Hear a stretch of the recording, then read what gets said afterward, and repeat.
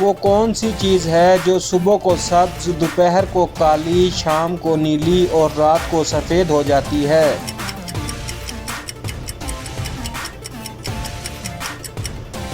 جواب ہے دوستو بلی کی آنکھیں۔ وہ کون سا جانور ہے جو ہمیشہ زندہ رہتا ہے؟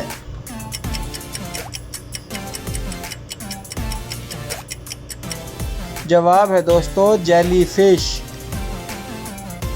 وہ کون سی چیز ہے جس کے بازو اور گلا تو ہیں لیکن چہرہ اور ہاتھ نہیں؟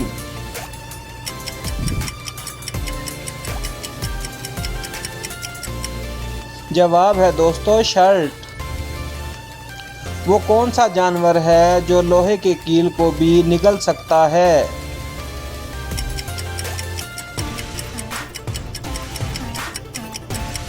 جواب ہے دوستو مگرمچھ۔ ایسی چیز کا نام بتائیں جو دھوپ میں پیدا ہو اور سائے میں مر جائے۔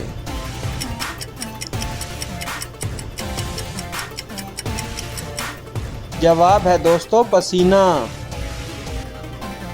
دنیا میں ایک ایسے شہر کا نام بتائیں جسے الٹا لکھنے پر ایک پرندے کا نام بن جاتا ہے۔